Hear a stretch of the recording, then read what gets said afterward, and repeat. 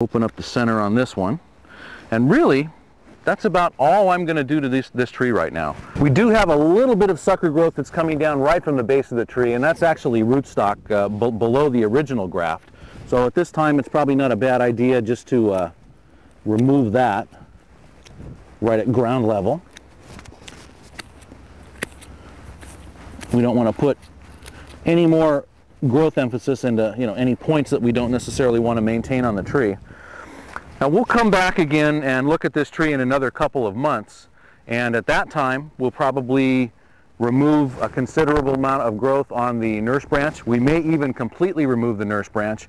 If the grafts are growing as vigorously as it looks like they're going to, we probably won't need this nurse branch any more than another 2 months. And at that time we may make the decision to remove a graft or two, make sure that we have a good balance on the growth, and depending on how much top we have, we may even pinch the tips on some of the grafts and get them to start branching to produce some fruiting wood for 2010.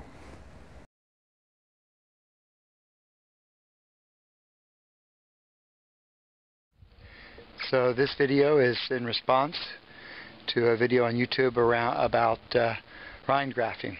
So here I am in my orchard. I'm in Big Sur, California, and have a wide variety of trees growing all in the same spot.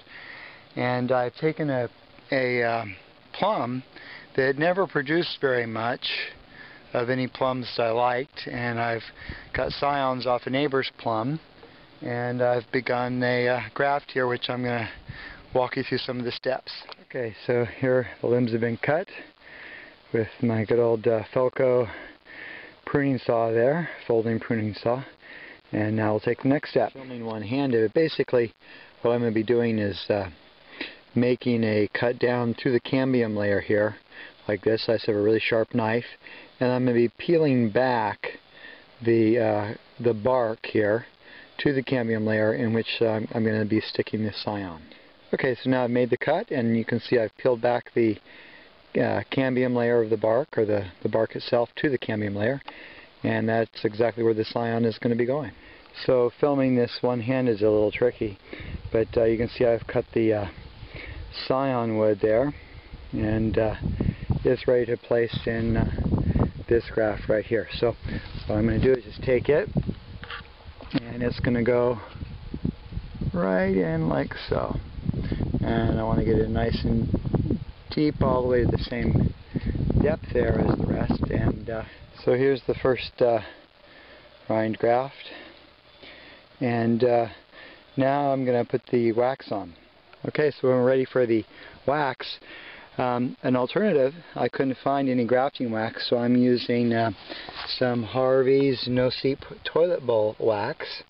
Heat it up in some water, and it works quite well. I'll show you.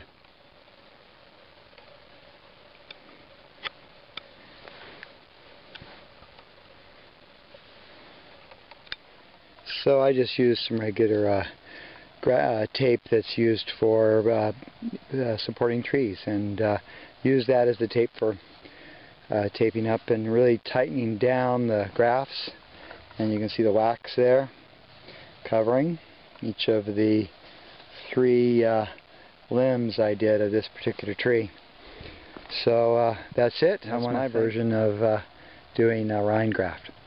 Just real quick idea of what we can grow here. Of course, we have a lot of natural trees here too, but I have everything from avocados to guavas to citrus, apples, plums, pears, grapes, all in the same area here. So that's a bark graft, or a rind graft, and I want to thank Steve for his video about how to do it, because it helped me consider how I wanted to do mine.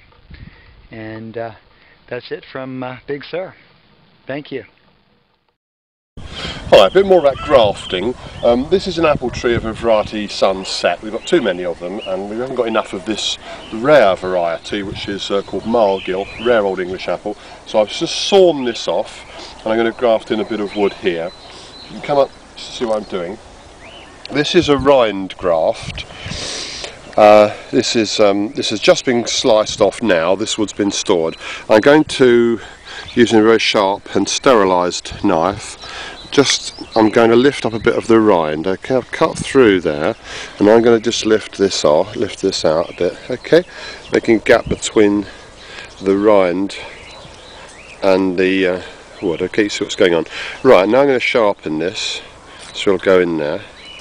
It needs to be a very sharp knife to do this. As I said before, be careful. If it's not sharp enough to cut you, it's not sharp enough to do the job properly. Okay, you see what I've done there. Just going to stick this in here. A bit of help. Okay. Okay, you see what I've done there? I'm going to do the same again round here.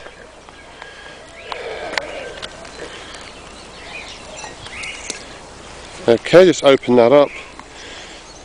Film, show me what I'm doing here. Okay. Okay, that's about right. So we slide that in. Okay. Right, now what I'm going to do is use a bit of grafting wax.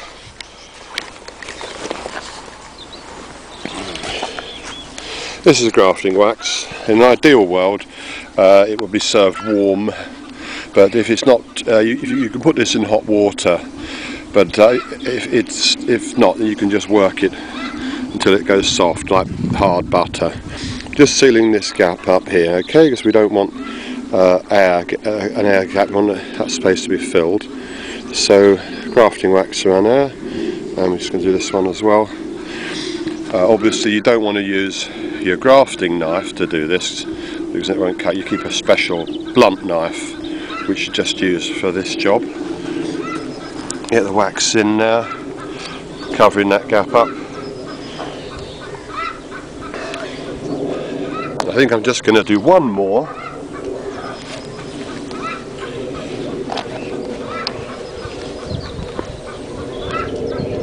Okay.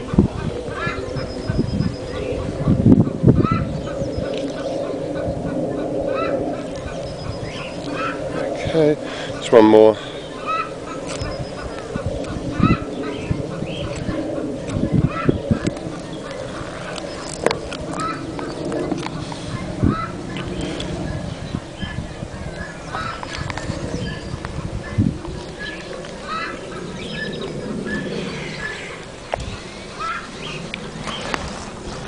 The idea is that these will grow away. The apple tree here, which I've cut the top off, it represents a very strong system of roots and branches.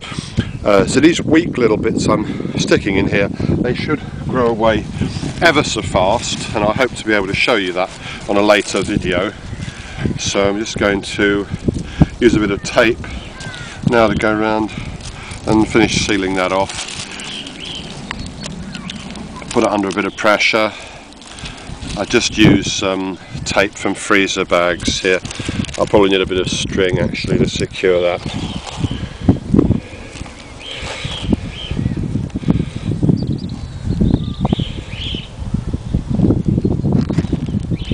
It's not a difficult technique, and it's quite useful when you've got a tree that you don't like the variety of.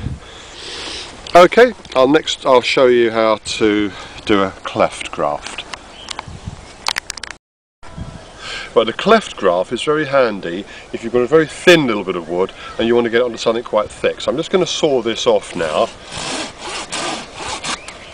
and split this. You can come and see what I'm doing here. No, I'm going to split it horizontally. I once did this vertically and it didn't work. The grafts fell out. So just carefully rocking the knife down. Okay, see what I've done? There's your cleft. And I'm just going to cut the scion wood to the right shape and then shove it in. You might need to just use this to open it slightly. And you see what you're trying to do is focus on there. You kind of wedge the live wood, the actual rind, the cambium. So live wood on the outside to live wood on the grafted bit. Okay, sorry, I'm not making a lot of sense. You can see what I'm doing, fumbling my words as I do something like that. doing something and talking as well. Cut that to a nice wedge, shove it in, okay.